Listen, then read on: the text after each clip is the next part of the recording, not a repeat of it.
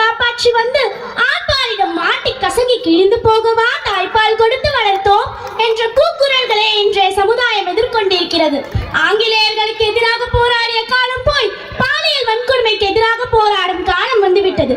போதைக்கு அடிமையாகி மனித கழுகுகள் மழலை அவள் தான் மாது என்று உணரும் முன்பே தன் மிருக பசிக்கு உணவாக்கி விடுகிறான். நம் இந்திய திருநாட்டில் பாலியல் வன்கொடுமைகள் கடந்த 10 ஆண்டுகளில் 336% அதிகரித்துள்ளது என்று கூறி அத்தர வைத்துள்ளது தேசிய குற்றப்பிரிவு அமைப்பு. பாதிக்கப்பட்ட பெண்கள் வெளியில் சொல்ல தயங்குவது ஒரு புறம் என்றால், பாலியல் வன்கொடுமை எல்லாம் பெண்ணோடு திரும் ஆடையினால் தான் என்று குறை கூறுகின்றனர் ஒரு சாரர்.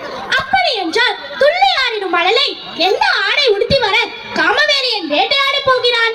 சட்டங்கள் பல இருந்து என்ன பலன்? பெண்ணின் அவல நிலையை காண முடியாமல் தான் கண்ணை மூடிக்கொண்டிருக்கிறாள் நீதி தேவதை.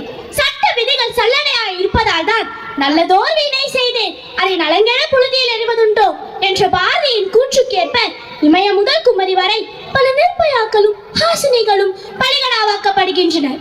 தனிமனித ஒழுக்கம், கல்வி, சட்டம் ஒழுங்கு, சமுதாய வளர்ச்சி இவை அனைத்தும் ஒன்றாக சேர்ந்தால்தான் இதற்கு தீர்வு காண முடியும். பெண்ணே, இனி ஒரு விதி செய்வோம், அதை என்னாலும் மாறாமல் காப்போம். ரௌதிர பழகு, தற்காப்பு வித்தைகளை கற்றுக்கொள். பாரதி கண்ட புதுமை பெண்ணாய் காற்றாற்று வெள்ளமாய் கரைபுரண்டு வா.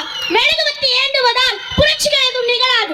கைதல் தீப்பந்தத்தை ஏந்து நச்சு அளவுகளை தீக்கிரையாக்குவோம். பெண் ஆபாசம் அல்ல, அவள் நாட்டின் அதிசயம் என்று புரிய வைப்போம். பல வேடிக்கை மனிதர்களைப் போல நான் வீழ்வேன் என்று நினைத்தாயோ என்று கூறி காம வெறியர்களை சாட்டையினால் ஓட விரட்டுவோம்.